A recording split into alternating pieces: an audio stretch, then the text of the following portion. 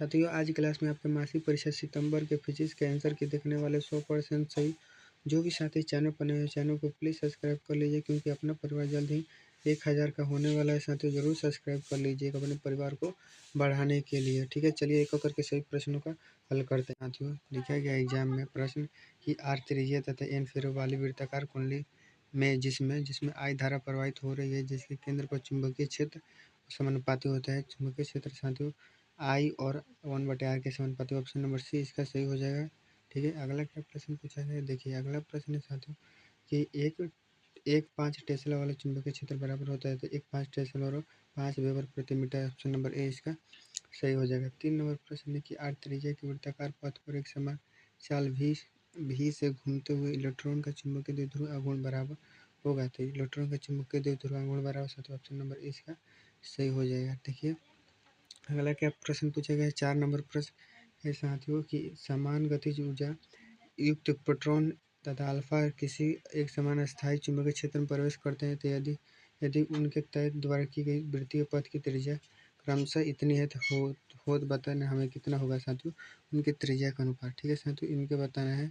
इसका right answer option number C सही हो जाएगा। ठीक है साथियों, ऑप्शन नंबर सी इसका सही ऑप्शन हो जाएगा। 5 नंबर प्रश्न क्या पूछा है देखिए कि किसी लंबे सीधे धारावाही तार से प्रवाहित विद्युत धारा क्या होगी यदि तार से 10 सेंटीमीटर की दूरी पर उत्पन्न चुंबकीय क्षेत्र का मान इतना दिया है साथियों। तो हमें बताना है कि इसमें क्या चुंबकीय क्षेत्र का मान कितना होगी, धारा का मान क्या होगी, तो 1000 एम्पियर। ऑप्शन नंबर बी इसका सही हो जाएगा। ठीक है, 6 नंबर क्या प्रश्न पूछा गया कि चुंबकीय क्षेत्र बी स्थिति में एम द्विध्रुव आघूर्ण वाले धारा पास का अनुभव बल लागू मतलब टाउ का मान बताना है। तो टाउ का मान ऑप्शन नंबर ए इसका सही हो जाएगा। टाउ बराबर एम क्रॉस बी हो जाएगा। ठीक है साथियों, 7 नंबर प्रश्न पूछा गया है देखिए कि गैल्वेनोमीटर में शंट का व्यवहार किया जाता है, तो उससे टूटने से बचाने के लिए ऑप्शन नंबर सी सही हो जाएगा 7 का। ठीक है साथियों, 8 नंबर प्रश्न कि जब किसी एमीटर को शंट किया जाता है तो उसकी माप सीमा क्या होती है, तो माप सीमा साथियों बढ़ जाती है। ऑप्शन नंबर ए सही हो जाएगा। 9 नंबर प्रश्न लेंज नियम संबंधित है तो ऊर्जा संरक्षण से ऑप्शन नंबर सी इसका सही हो जाएगा। 10 नंबर प्रश्न की 100 परिकत्व का सही मात्रा यानी होता है डी ऑप्शन से हो जाएगा। धातु के किसी बने गोले के चुंबकीय क्षेत्र में दोलन कराने पर उसकी दोलनी गति होती है, तो दोलनी गति कैसी होती है हमें बताना है। ठीक है साथियों, दोलनी गति कैसी होती है तो अवंदित मंत्र होती है। ऑप्शन नंबर बी इसका सही हो जाएगा। 12 नंबर डायनोमो का कार्य सिद्धांत आधारित है, तो विद्युत चुंबकीय प्रेरण पर ऑप्शन नंबर बी सही हो जाएगा। ठीक है, 13 नंबर प्रश्न पर लिखा गया साथियों एक कुंडली का 100 परिकत्व गुणांक दिया है, वह 5 मीटर हेडर है। यदि यदि कुंडली में 2 एम्पीयर की धारा प्रवाहित की जाए तो कुंडली में संबंध चुंबकीय फ्लक्स होगा, तो चुंबकीय फ्लक्स कितना होगा, तो साथियों इसका right answer option number C हो जाएगा। ठीक है साथियों, सी ऑप्शन हो जाएगा।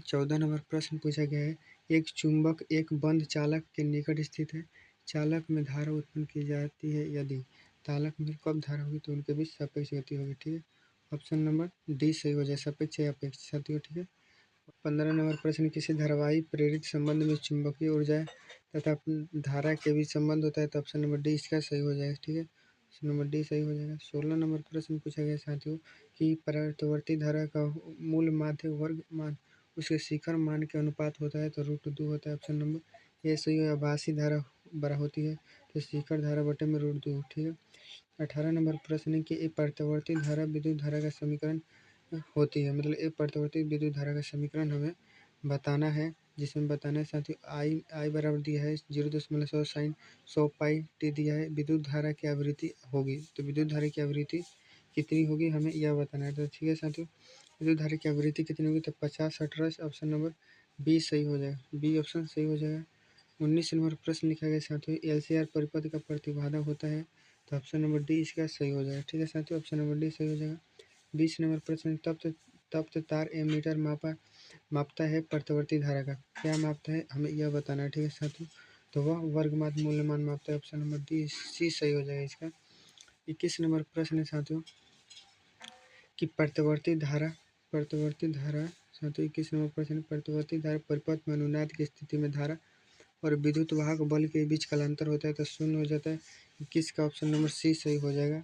एलसीआर परिपथ में शक्ति गुणांक का मात्रा शक्ति गुणांक होता है, हमें बताना है, तो साथियों ऑप्शन नंबर बी इसका सही हो जाएगा, R/√, यह जो होता है। ठीक है, देखिए अब अगला प्रश्न 23 नंबर की, यदि किसी एलसीआर परिपथ में ऊर्जा क्षय होता है, ऊर्जा क्षय हमें बताना है। ठीक है साथियों, तो ऊर्जा क्षय प्रतिरोधक में होता है। ठीक है, प्रतिरोधक में 24 नंबर पर से प्रतिवर्ती धारा परिपथ में यदि धारा आई विभवांतर भी सब बीच कालांतर फाई हो तो धारा का वाटहीन घटक हमें बताना है। धारा का वाटहीन घटक क्या होता है? आई साइन फाई हो जाएगा। ऑप्शन नंबर बी इसका सही हो जाएगा। ठीक है साथियों, तो इसका बी ऑप्शन सही हो जाएगा। अगला देखिए प्रश्न क्या पूछा गया हम सभी से।